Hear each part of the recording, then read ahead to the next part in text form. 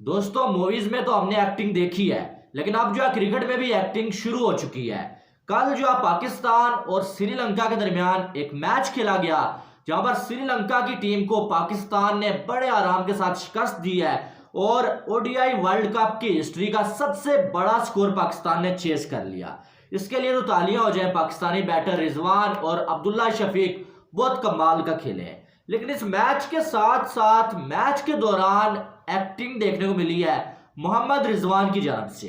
बार बार मोहम्मद रिजवान जब जो 60-70 से ऊपर चले गए, बार बार जो उनको क्रैम्प्स पड़ रहे थे, बार बार मोहम्मद रिजवान जो है नीचे गिर रहे थे, बार बार जो है मोहम्मद रिजवान उठ रहे थे और यह तासुर दिया गया कि भाई साहब रिजवान जो है वो इस टाइम जो हालत उसकी ठीक नहीं है, उसे क्रैम्प्स पड़ रहे हैं और वो अपने मुल्क के लिए कुर्बानी दे रहा है और बड़ा यानी कि जो है वो उठते बैठते गिरते वो जो है वो अपने मुल्क के लिए कुर्बानी दे रहा है और खेल रहा है। यानी कि ये तासुर पैदा करने की कोशिश की गई और सबके दिलों में जो हमदर्दी आई। यकीन माने मुझे भी ये फीलिंग आई कि यार ये देखें कि ये बंदा गिर रहा है, उठ रहा है, लेकिन जो है वो छोड़ नहीं रहा है, बाहर नहीं जा रहा है, बल्कि अपने मुल्क के लिए खेल रहा है। ठीक है, लेकिन जब एक शॉट बीच में ऐसा आया कि मोहम्मद रिजवान ने छक्का लगाया और छक्का अभी बॉल बाउंड्री से बाहर गया भी नहीं और मोहम्मद रिजवान खड़क करके नीचे गिर गए और उन्होंने ये तासुर दिया कि भाई उन्हें बहुत ज्यादा पेन हो रहा है और ये छक्का मारने के साथ साथ उन्हें बहुत ज्यादा पेन हुआ और वह नीचे गिर गए। अब वहां पर जो बड़ा जो टेंशन हुई, मुझे भी टेंशन हुई, बाकी लोग भी टेंशन में थे, लेकिन कमेंटेटर्स जो थे वो टेंशन में नहीं थे भाई साहब। वो जो है वो हंस रहे थे और बीच में जो है साइमन डोल जो है उन्होंने बोला है भाई साहब कि गेट हिम इन मूवीज। उन्होंने बोला कि इस बंदे को मूवीज में लो, ये बहुत बड़ा एक्टर है। और सिर्फ यही नहीं बल्कि साथ में मैथ्यू हैडन पाकिस्तानी टीम के जो साबिक कोच और साथ में जो वकार यूनस पाकिस्तान के एक्स कप्तान भी रहे वो भी थे और उन्होंने भी साथ में मुस्कुराया और उन्होंने भी ये बात बताने की कोशिश की कि वाकई में यार ये एक्टिंग ही हो रही है, ये हकीकत बहुत कम है लेकिन एक्टिंग ज्यादा हो रही है मोहम्मद रिजवान की जानब से। अब अगर देखा जाए तो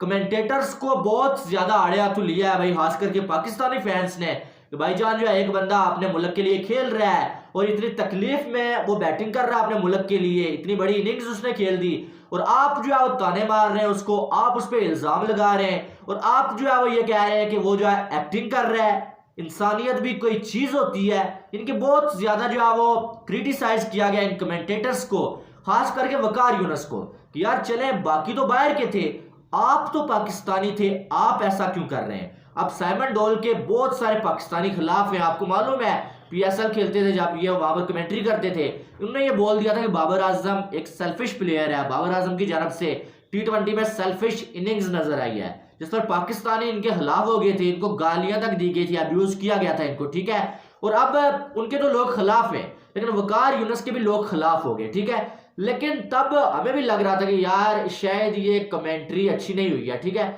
लेकिन जब मैच के बाद पोस्ट मैच में साइमन डोल ने मोहम्मद रिजवान से ये पूछा कि आपके क्रैम्प्स कैसे हैं, मोहम्मद रिजवान ने आगे से क्या बोला पता है, उन्होंने बोला कि some time it was cramp, some time it was acting. कि किसी टाइम ये क्रैम्प्स थे और किसी किसी टाइम ये एक्टिंग थी। इनके खुद एक खिलाड़ी आके बोल रहा है कि मैं मैच के दौरान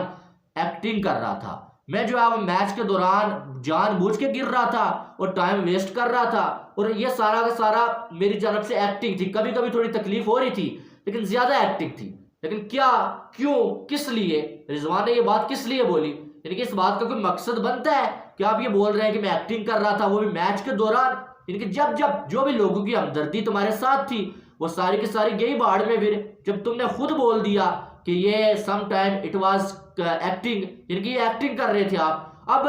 कमेंटेटर्स इसका मतलब ठीक ही कह रहे थे और मोहम्मद रिजवान से मेरा ये सवाल है, उसकी जो इनिंग्स है उसको साइड पे रखे,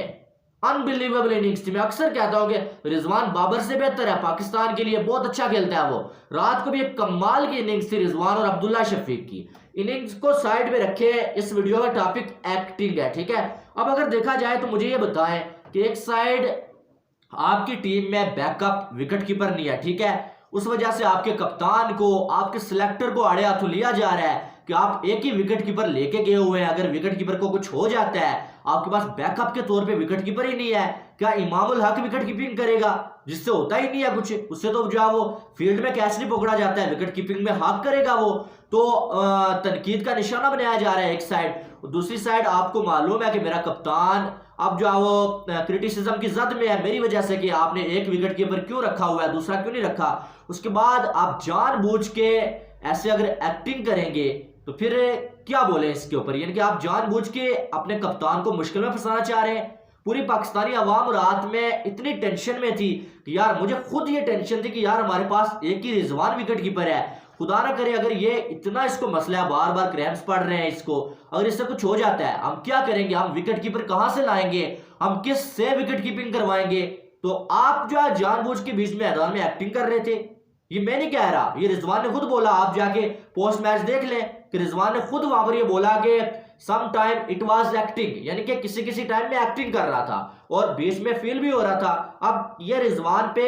T20 वर्ल्ड कप जो खेला गया था उसमें भी रिजवान पे इंडिया वाले मैच में जो है ये इल्जाम लगा था कि रिजवान जो है बार बार जो है वो लेट जाते हैं पिच के ऊपर कि मुझे जो है वो प्रॉब्लम है, क्रैम्प पड़ गए, और वो जो है वो सांस लेते रहते हैं, रिलैक्स हो जाते हैं, और हमारे जो बॉलर्स हैं उनका जो है वो सारा जो है वो टूट जाता है, जोश खत्म हो जाता है, या आप जो भी बोले इसको, ठीक है। तो ये इन पे इल्जाम लगा था कि ये टाइम जानबूझ के वेस्ट करते हैं। कभी कभी रिजवान की बैटिंग देख के ऐसा लगता भी है कि जब वो जो है पहले नहीं स्टार्ट में बड़ा अच्छा होता है, जब जो 80 पे पहुंच जाते हैं, 85 पे 70 पे पहुंच जाते हैं, उनको लगता है कि मैंने बहुत टाइम जो है बैटिंग कर ली है भाई, तो वो जो है वो बीच में बार बार जो है बंदा बाहर से आता है, रिजवान को चेकअप होता है भाई, बार बार उनको क्रैम्प्स पड़ने लगते हैं। ये भी एक टेक्निक होती है कि एक तो जो है आप जो है सांस ले लेते हैं, थके होते हैं आप, 2-3 मिनट आपको मिल जाते हैं, दूसरा ये जो है वो लोगों की सिंपैथी आपके साथ आ जाती है कि भाई बंदा बीमार था, इसकी हालत ठीक नहीं थी और ये जो है अपने मुल्क के लिए मैदान में खेलता रहा, तो ये जो है इससे जो है बहुत ज्यादा बंदा हीरो बन जाता है लोगों की नजर में। हमने देखा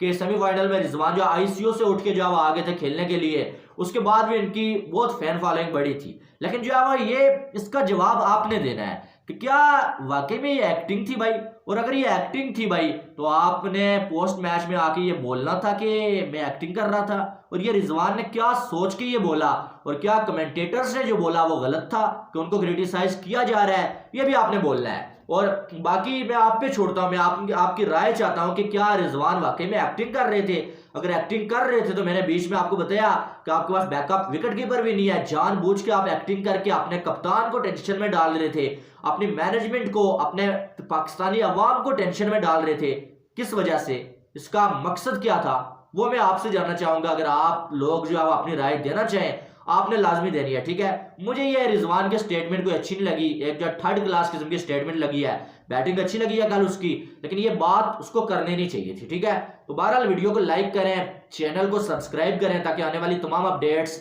आपको बर वक्त मिल सके। मिलते हैं नेक्स्ट वीडियो में, आपने बहुत सारा ख्याल रखिएगा। Love you all, Allah Hafiz.